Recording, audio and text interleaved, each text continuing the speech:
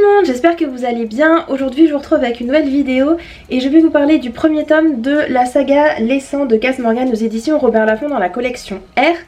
On rencontre au début les personnages dans une base sur une autre planète que la Terre, puisque la Terre ne peut plus être habitée à cause des sources radioactives qui font que les personnes, que les animaux, que les végétaux, etc., que personne ne peut plus y vivre, et donc que il y a plusieurs centaines d'années auparavant, la population est partie sur une autre planète. Je sais plus si c'est la Lune exactement ou une autre planète, je sais plus. Je sais même pas si l'auteur le dit. On va suivre des adolescents qui ont fait des crimes vraiment irréparables et pour lesquels ils ont été enfermés, ils ont été emprisonnés, et normalement le jour de leurs 18 ans, ils doivent être tués.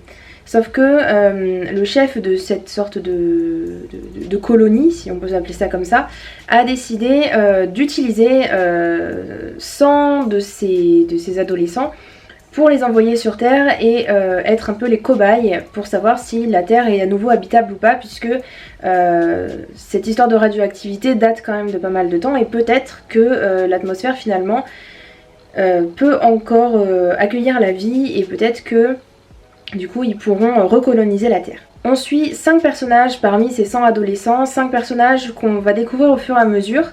On a, alors je pourrais plus exactement vous les citer, mais on les suit, on a un chapitre qui reprend chaque personnage en gros.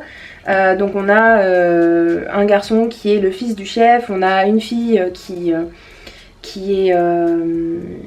je sais même plus, je sais même plus, qui elle était plutôt... très intelligente mais qui appartenait à une famille pas très riche. On a un garçon qui a tout fait pour monter dans le vaisseau et descendre sur Terre pour rejoindre sa petite sœur parce qu'il tient vraiment à elle, il veut pas la laisser tomber. Je vous avoue que c'était un petit peu compliqué au début de savoir qui était qui, parce qu'il y avait pas mal de noms qui revenaient, et en plus il y a des histoires d'amour qui s'entremêlent là-dedans, donc pour savoir qui est amoureux de qui était l'ex de qui est dans l'histoire, qui est pas dans l'histoire, parce que des fois il y a des personnages qu'on suit dont on a le point de vue et puis d'autres dont on n'a pas le point de vue, qui sont un petit peu en dehors de tout ça. Ce qui nous intéresse surtout, c'est de savoir quels sont les crimes qu'ils ont commis pour en arriver là, et comment ils vont s'en sortir sur Terre. La partie survie sur Terre est finalement un peu...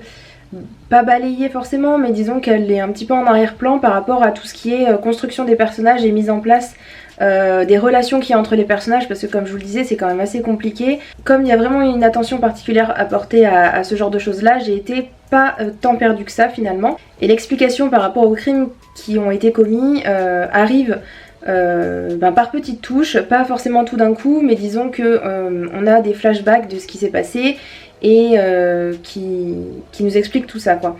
Et du coup j'ai trouvé ça assez intéressant, mais du coup c'est vraiment un tome très introductif, j'ai trouvé, et il se passe pas forcément énormément de choses. Que dire de plus? Je sais pas, j'ai bien aimé ma lecture, voilà, c'est ça que je veux vous dire, mais c'était vraiment un tome vraiment introductif, donc je continuerai la série parce que ce premier tome m'a convaincu de continuer, mais j'espère que ça bougera un peu plus dans la suite. C'est tout pour ma vidéo, j'espère qu'elle vous aura plu. Si vous avez lu ce livre, n'hésitez pas à me dire en commentaire. Si vous avez vu la série aussi, puisque vous n'êtes pas sans savoir, je pense, que ce livre a été adapté aussi en série, n'hésitez pas à me dire ce que vous pensez de la série, si ça vaut le coup ou pas, si c'est très ressemblant ou pas au roman. Et puis si vous êtes beaucoup à me dire que c'est bien, peut-être que je me lancerai dans la série aussi.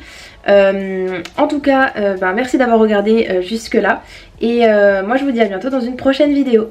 Ciao ciao!